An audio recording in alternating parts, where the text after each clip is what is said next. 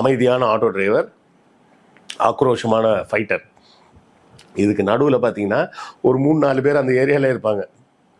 ஒரு ஆள் கரும்பு ஜூஸ் கடை வச்சுருப்பாரு, ஒரு ஆள் மெக்கானிக் ஷாப் வச்சுருப்பாரு. அவங்கெல்லாம் அப்பப்போ அப்படி இப்படிவாங்க, எதுக்கு சொல்கிறாங்கன்னே தெரியாதுன்ற மாதிரி இருக்கும்.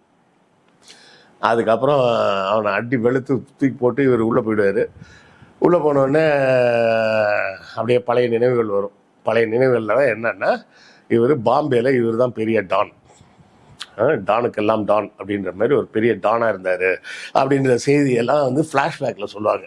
அதாவது இவர் பேர் மாணிக்கம், இவர் ஃப்ரெண்டு பேர் அன்வர் பாஷா. இவங்க 2 பேரும் சேர்ந்து அந்த ஏரியாவில் டானாக இருந்த ரகுவரனுக்கு எதிராக சில வேலைகள்லாம் செய்வாங்க. அவன் வந்து அன்வர் பாஷாவை கொன்னுடுவான். கொன்ன உடனே மாணிக்கம் வந்து மாணிக் பாஷாவாக மாறி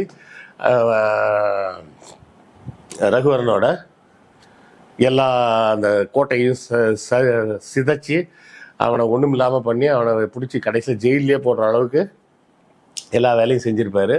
அந்த சண்டைக்கு நடுவில் அவங்க அப்பாவாக வந்த விஜயகுமார் வந்து சுட்டு கொல்லப்படுவார். அப்பா அவர் சாகும்போது, நீ இது மாதிரி தங்கச்சியெல்லாம் நல்லா படிக்க வைக்கணும், டாக்டர் ஆக்கணும், தம்பியெல்லாம் போலீஸ் ஆக்கணும் அப்படின்லாம் சத்தியம் வாங்கிட்டு செத்துருப்பார். ஆனால் அந்த சத்தியம் வாங்கும்போது எப்படி சொல்லியிருப்பாருன்னா, இப்படி இந்த மாணிக் பாஷாவாக செய்யக்கூடாது, வெறும் மாணிக்கமாக இருந்து செய்யணும் அப்படின்னு சத்தியம் வாங்கியிருப்பார்.